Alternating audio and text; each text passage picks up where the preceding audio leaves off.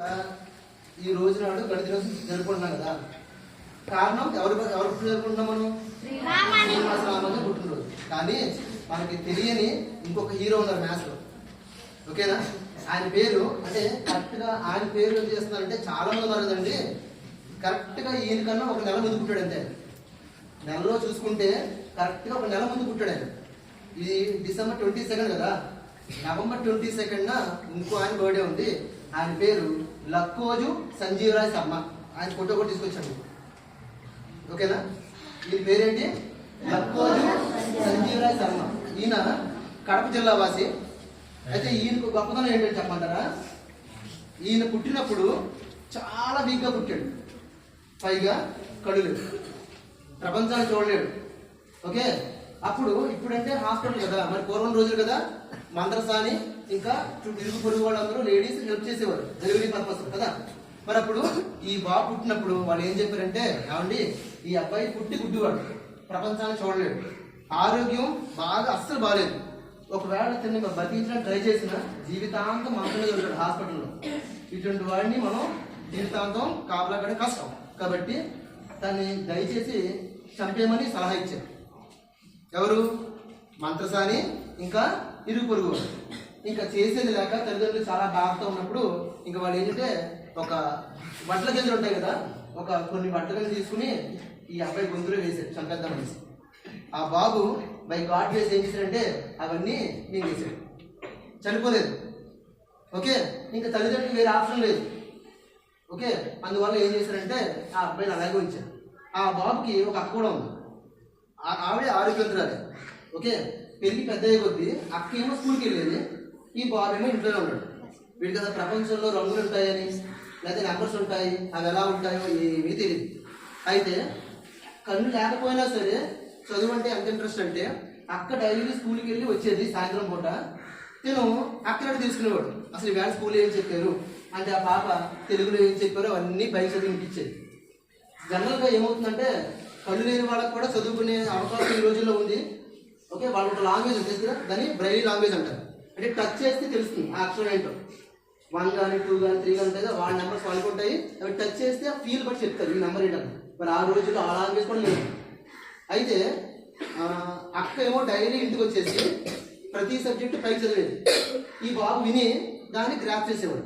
అలా జరుగుతున్నప్పుడు ఇతను తెలియకుండానే మ్యాథ్స్ బాగా అట్రాక్ట్ అయిపోయాడు.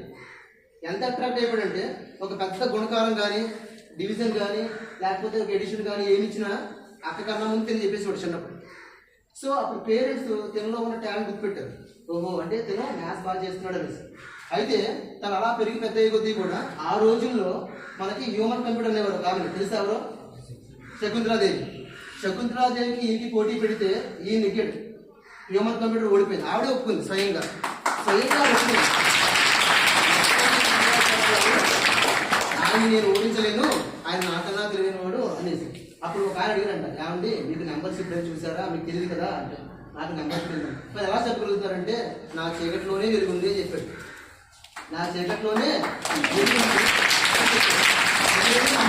అంటే అప్పుడు ఏం చెప్పాడంటే, నాకు అది ఒక దేవుడి ఇచ్చిన వరంలా భావిస్తున్నాను, ఇందులో నాకు టాలెంట్ ఏమీ లేదు, నాకు దేవుడి ఇచ్చిన వరం అది.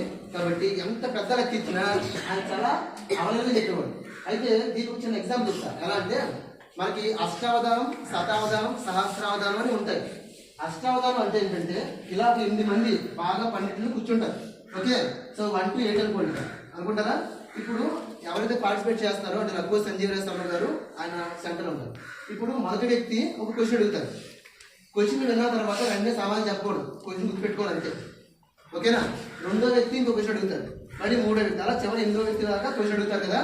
అడిగినప్పుడు మళ్ళీ ఈ వ్యక్తి అంటే మన లక్కోజు సంజీవరాయ్ శర్మ గారు అవన్నీ గుర్తుపెట్టుకుని మొదటి వ్యక్తి దగ్గరికి వచ్చి ముందు ఆ సార్ అడిగిన క్వశ్చన్ రిపీట్ చేయాలి. ఫస్ట్ ఆన్సర్ కాదు, ఫస్ట్ నేను బలానా క్వశ్చన్ వేసాడు నన్ను అని క్వశ్చన్ రిపీట్ చేసి అప్పుడు ఆన్సర్ చెప్పాలి.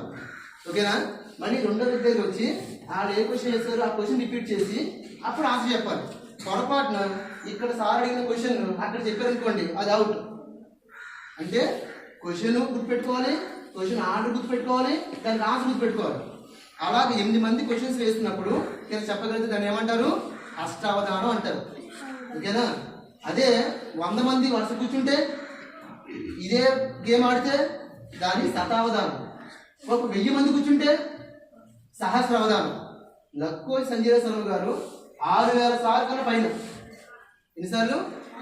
6000 అంటే 6000 టైమ్స్ కన్నా ఇంకా ఎక్కువ సార్లు ఆయన ఈ అష్టావధానం, శతావధానం, సహస్రావధానం కండక్ట్ చేసి ఆయన అందులో గెలుపొందారు. అంత గొప్ప మహానుభావుడు. ఆ రోజుల్లో మన ప్రధాని జవహర్లాల్ నెహ్రూ గారు ఒక రోజు కావాలి ఆయన వర్క్స్ అన్ని కూడా ఆయన ఏం చేయకుండా అటెండ్ అవ్వకుండా ఈయన బెంగళూరులో ఇటువంటి ప్రోగ్రామ్ కండక్ట్ చేస్తున్నప్పుడు ఈ కావాలి అటెండ్ అయ్యారు. స్వయంగా చూద్దాం ఆయన ఎలా చెప్తున్నారో చూద్దాం అనేసి. అర్థమైందా? అంటే అంత గొప్ప మహానుభావుడు మన తెలుగువాడు. అయితే ఇందులో ఒక స్పెషాలిటీ కూడా ఉంది. ప్రపంచం మొత్తంలో పుట్టుకతోనే కళ్ళు లేకుండా చాలా ఐక్యూ లెవెల్స్ ఉండి మ్యాథ్స్లో టాప్ అయిన వాళ్ళు 6 ఉన్నారు. 6లో మన ఇండియా నుంచి ఒకడు, తను తెలుగువాడు. అది మన గౌరవం కాదా? భగవంతుడి దయ వల్ల మనందరికీ కాళ్ళు, చేతులు, కళ్ళు అది బాగానే పనిచేస్తాయి అనుకుంటున్నాం కదా. మరి కళ్ళు లేని ఆయనే స్కూల్కి వెళ్ళకపోయినా అంత బాగా చదువుకుని అంత బాగా చేసి మరి అంత ఫేమస్ అయినప్పుడు మనం కూడా అందులో కనీసం 50% ట్రై చేయొచ్చు. తప్పలేదు కదా.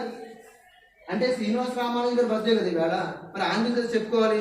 ఆయన ఏం చెప్పాడంటే శ్రీనివాస రామానుజన్ గారు